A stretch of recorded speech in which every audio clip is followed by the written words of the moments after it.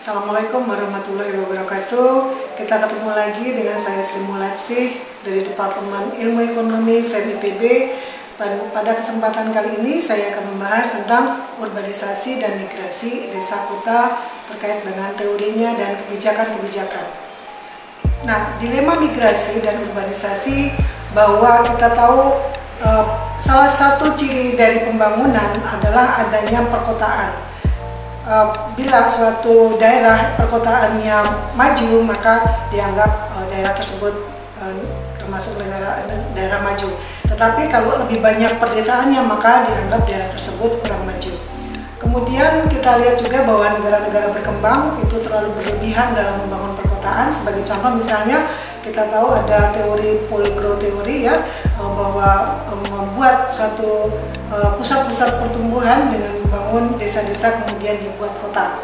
Nah, kemudian juga kedua kombinasi dari adanya kebijakan yang terlalu berlebihan untuk membangun perkotaan serta adanya ciri perkotaan itu menjadi suatu daerah maju atau tidak, maka ini akan menimbulkan permasalahan migrasi. Nah, kita lihat di sini gambar 71 dan gambar 72.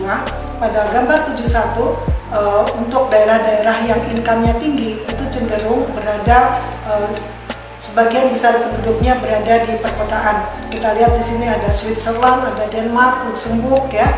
Di situ income-nya relatif tinggi dan sebagian besar penduduknya berada di daerah perkotaan. Kemudian sebaliknya untuk daerah Rwanda dan negara-negara Afrika yang lainnya itu berada di kiri bawah, di mana urban population yaitu relatif lebih sedikit dibandingkan dengan yang tinggal di daerah rural.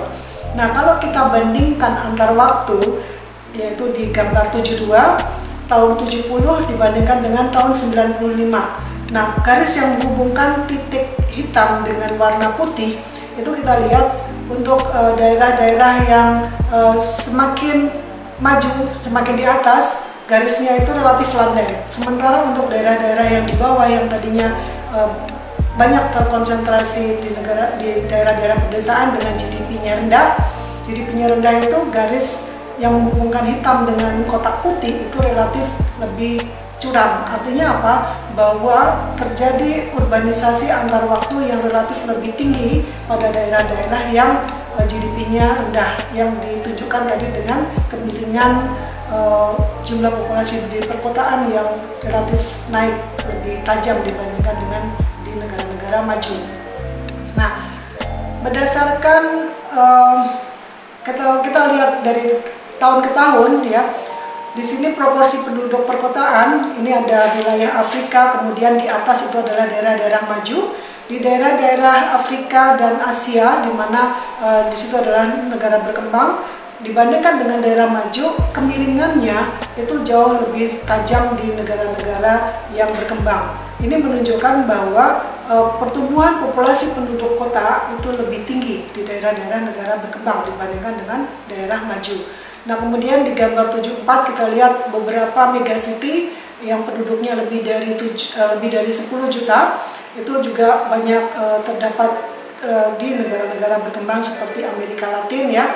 Kemudian di daerah-daerah Cina gitu ya. Jadi itu menunjukkan daerah-daerah yang berkembang di mana penduduknya itu terkonsentrasi pada satu kota tertentu sehingga bisa melampaui 10 juta seperti juga di Jakarta. Nah, kemudian kita lihat di gambar 75 bagaimana estimasi populasi kota desa di negara maju dan kurang maju. Ya, di sini dilihat di garis yang atas, biru yang atas dengan garis hitam di atas itu menunjukkan daerah yang less developed, daerah yang kurang berkembang, dan di bawah itu adalah negara-negara maju. Nah, yang hitam itu menunjukkan urban areanya. Jadi yang hitam untuk negara berkembang di atas itu pertumbuhannya sangat cepat. Yang kita lihat tajam sekali, dan kita bandingkan dengan yang hitam yang di bawah itu adalah negara maju yang pertumbuhannya relatif lambat. Kemudian juga kalau kita lihat bagaimana pertumbuhan kota itu akan menyebabkan terjadinya daerah-daerah kumuh, daerah-daerah slum population. Kita lihat pertumbuhannya slum population itu yang warnanya biru kuat dengan yang warnanya biru muda. Nah, kita lihat pertumbuhannya untuk beberapa negara di Southern Asia, di daerah Asia itu relatif lebih tinggi dibandingkan dengan daerah-daerah misalnya Northern Afrika ya, Sub-Sahara Afrika termasuk tinggi. Nah, kemudian apa itu fungsi kota? Kenapa orang berbondong-bondong untuk pindah ke kota? Nah, pertama itu adanya aglomerasi ekonomi. Itu di dalam ekonomi regional dibahas ya tentang aglomerasi ekonomi, di mana di situ kalau suatu ekonomi itu berada pada suatu wilayah, maka di situ akan terjadi efisiensi karena perjalanan antara input yang dihasilkan satu perusahaan akan digunakan oleh perusahaan yang lainnya sebagai output dari suatu perusahaan digunakan input oleh perusahaan lainnya, dan itu membutuhkan ongkos transportasi yang relatif lebih murah. Jadi kalau terjadi konsentrasi di situ, maka akan mengurangi biaya transportasi dari satu tempat ke tempat yang lainnya. Nah, kemudian juga menghemat transportasi, misalnya dari farm ke konsumer ya, atau dari farm ke farm. Tadi ya, ini juga masih ada kaitannya dengan aglomerasi. Misalnya di situ perusahaannya, konsumennya di situ, jadi biaya transportasinya lebih murah. Kemudian perusahaan-perusahaan juga mendekati di perkotaan karena di situ banyak tenaga kerja terampil yang dibutuhkan oleh perusahaan tersebut, atau juga banyak juga orang yang memilih untuk tinggal di perkotaan karena mendekati perusahaan-perusahaan atau tempat-tempat bekerja yang memerlukan skill yang dia miliki gitu ya. Jadi kalau misalnya lulusan IPB kemudian dia tinggal di Bogor, itu sudah wajar karena yang memerlukan skill lulusan IPB itu kebanyakan juga perusahaan-perusahaan yang di Bogor. Mungkin kalau kita pindah ke Papua gitu, kita mungkin ilmunya juga kurang bermanfaat begitu, salah satu contohnya. Nah, kemudian from benefit from infrastruktur. Jadi di kota itu biasanya pemerintah membangun infrastruktur. Contohnya misalnya listrik. Kalau di daerah orang listriknya itu sering biarpet. Jadi kalau membangun industri di daerah itu akan terkendala dengan adanya listrik, sehingga orang cenderung ikut ke perkotaan. Juga infrastruktur yang lainnya seperti TBS gitu ya, sinyalnya lebih kuat di perkotaan dibandingkan di pedesaan. Kemudian juga dari adanya knowledge spillover ya, jadi di situ karena adanya industri, di situ terjadi pertukaran pengetahuan, pertukaran ilmu karena adanya hubungan antara satu industri dengan industri yang lain, hubungan antara individu dengan individu yang lain. Ya, kemudian juga konsumer juga akan mendapatkan keuntungan dari adanya fasilitas-fasilitas yang ada di perkotaan. Nah, di negara-negara tertentu itu sudah membuat industrial district dan juga clustering. Di Indonesia ya, misalnya kita punya daerah berikat ya, daerah berikat itu daerah, kalau bahasa Inggrisnya itu bonded area, jadi daerah khusus untuk industri-industri di mana di situ industri itu sudah sudah terjamin gitu ya, ada mengikuti ISO industri-industrinya, dan itu diperuntukkan untuk ekspor impor misalnya, sehingga ada kemudahan-kemudahan di situ. Jadi ada clustering sehingga memudahkan nanti dalam pengadaan inputnya, penanganan limbahnya dan lain sebagainya.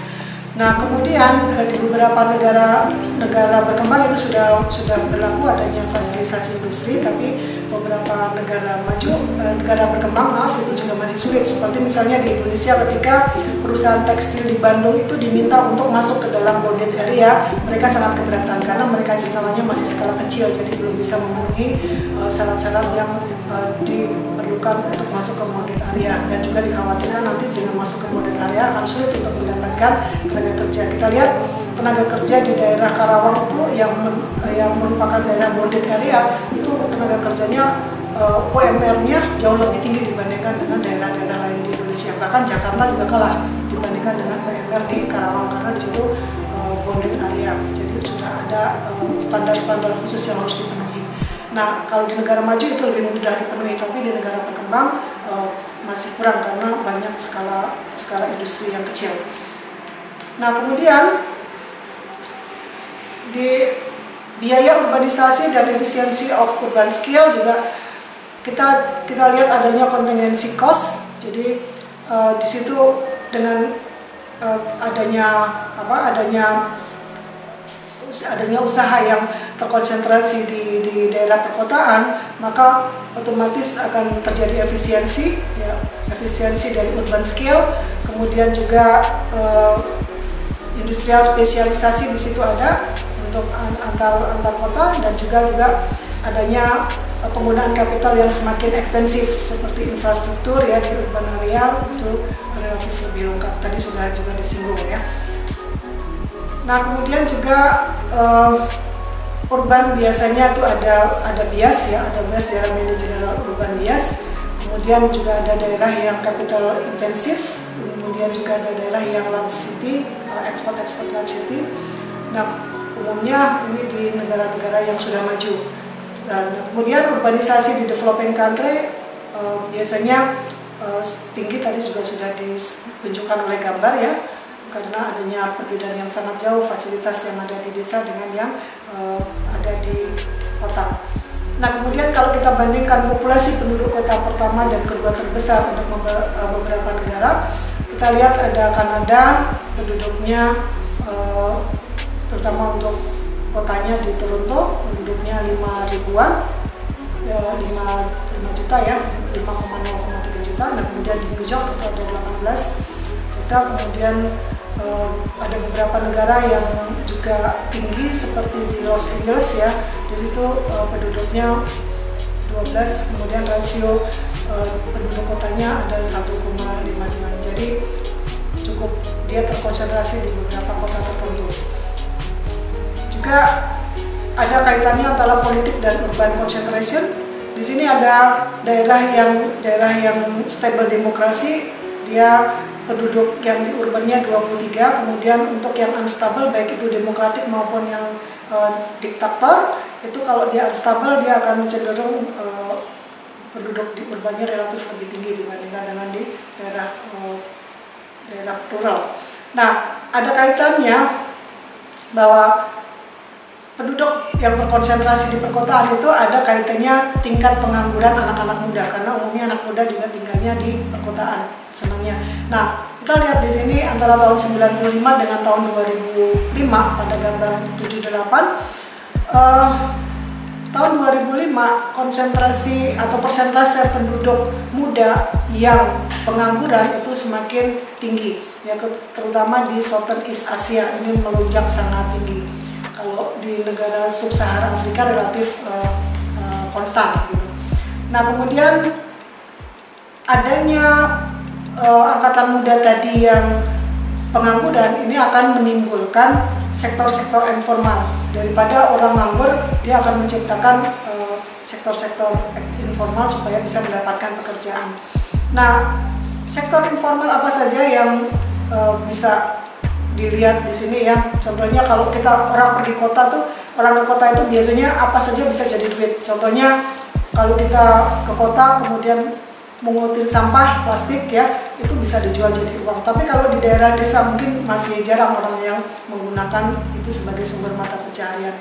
Jadi sektor informal ini penting karena tadi banyaknya pengangguran, sektor formalnya kurang bisa menyerap angkatan kerja yang ada, sehingga muncullah sektor informal. Nah kita lihat untuk daerah-daerah yang negara berkembang itu sektor informalnya itu jauh lebih tinggi ya di gambar. Kita lihat bisa sampai ada yang 70% di sektor informal ya, kalau di negara-negara maju relatif lebih kecil. Nah jadi sektor informal itu penting karena dia kapital intensifnya itu relatif lebih rendah, tapi dia bisa menciptakan pekerjaan. Kemudian juga teknologinya itu sesuai dengan sumber daya lokal. Kemudian juga bisa menyerap tenaga kerja yang kurang terampil, dan juga bisa mendaur ulang sampah-sampah yang tidak yang tadinya justru membebani lingkungan gitu ya. Kemudian dibuat dalam sektor informal untuk menjadi hal-hal yang bermanfaat. Nah, kalau kita lihat migrasi itu bisa terjadi karena migrasi adalah perpindahan penduduk. Ya. Nah, komponen migrasi itu ada beberapa, ada migrasi yang rural-urban, ada yang rural-rural, ada yang urban-urban, dan ada yang urban-rural. Nah, kalau kita lihat ini di beberapa daerah di Afrika, ini ada daerah Botswana itu rural urbannya masih relatif tinggi, dan hampir semua negara itu ada urbanisasi ya, atau rural urbannya. Nah, rural urban itu masih dianggap positif ya perpindahan tersebut karena tadi atraktif kota kota. Jadi kalau kita migrasi itu sebenarnya ada dua hal, yaitu pull faktor dan push faktor. Kalau yang pull faktor itu adalah yang daya tarik kota dibandingkan dengan desa.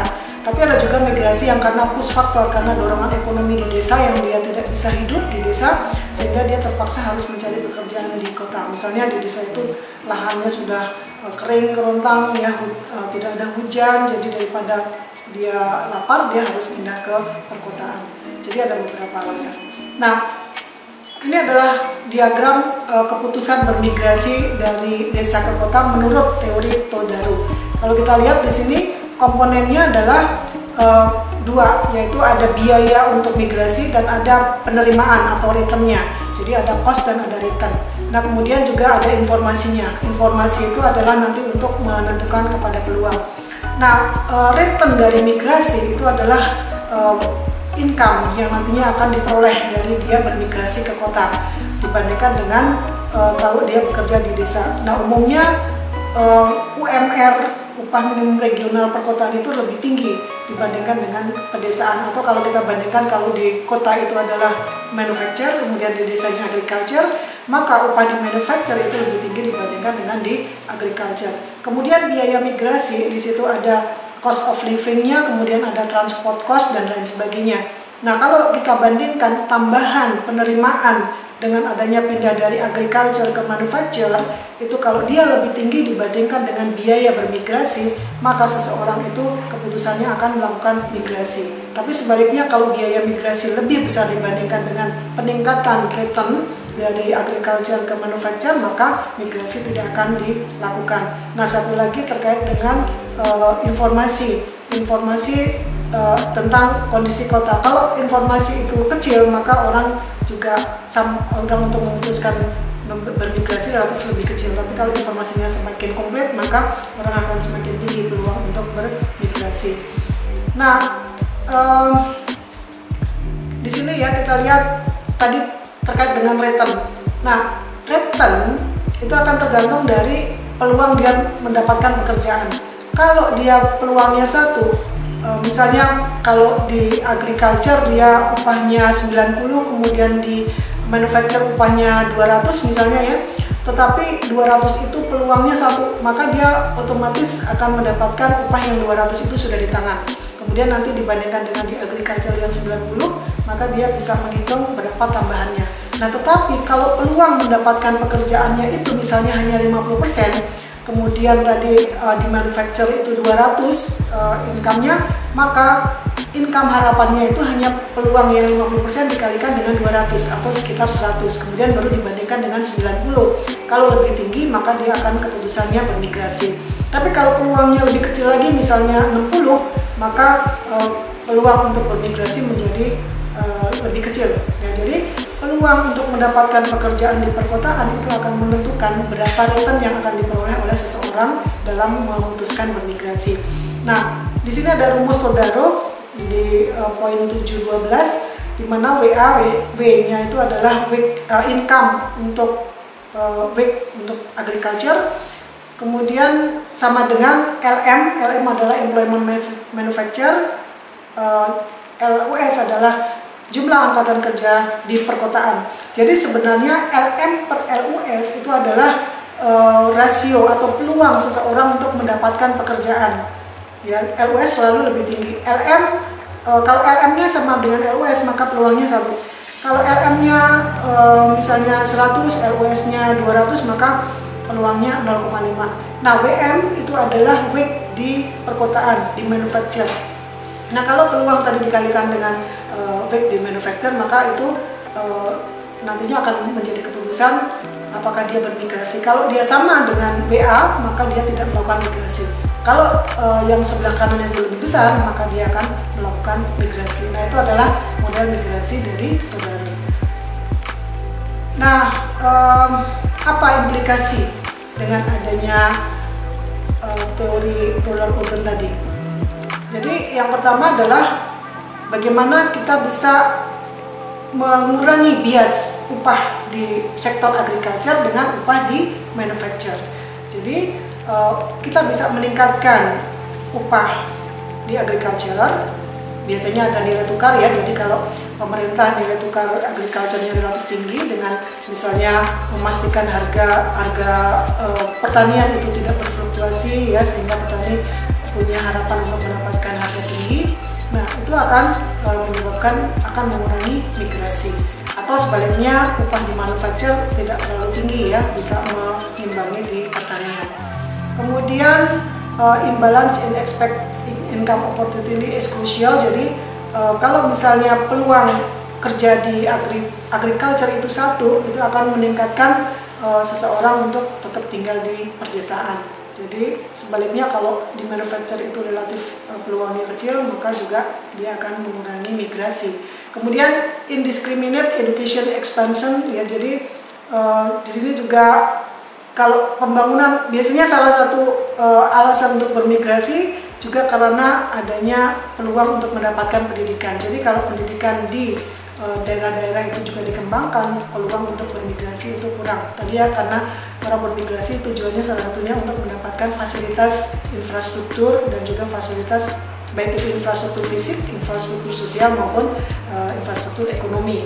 Nah, kemudian juga ada weak subsidy and scarcity factor pricing can be counterproductive ya. Jadi subsidi upah di manufacture, di manufacture itu akan menyebabkan kontradiktif. Kalau misalnya pemerintah punya kebijakan untuk mengembangkan manufacture, kemudian manufacture upahnya ditinggikan seperti teori Lewis ya, nah itu juga akan menyebabkan tingginya migrasi urban rural.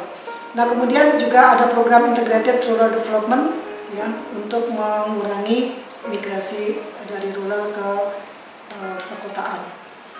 Nah, ini adalah beberapa ringkasan dan kesimpulan, nanti bisa dibaca sendiri ya, bahwa pembangunan yang seimbang antara desa dan kota itu sangat perlu untuk mengurangi bias desa kota dan mengurangi migrasi. Kemudian juga pengembangan industri kecil yang labor intensif di daerah perdesaan, terutama untuk agroindustri. Output dari pertanian itu langsung diolah untuk bisa meningkatkan nilai tambah. Nah, nilai tambah itu nanti bisa meningkatkan upah dari petani-petani di pedesaan, sehingga itu tidak akan mendorong kepada urbanisasi. Juga tadi price distortion ya, harga produk-produk manufaktur dengan produk-produk pertanian jangan sampai nilai tukarnya itu terlalu jomplang. Kemudian juga penggunaan teknologi produksi yang bersifat labor intensif, mengkaitkan kurikulum pendidikan dengan kebutuhan tenaga kerja dan menurunkan kebutuhan pertumbuhan populasi serta adanya desentralisasi kota-kota dan juga negara-negara daerah-daerah tetangganya. Dan ini adalah konsep-konsep yang perlu diingat, nanti bisa direview sendiri. Dan saya akhiri kuliah kita untuk topik ini. Assalamualaikum warahmatullahi wabarakatuh.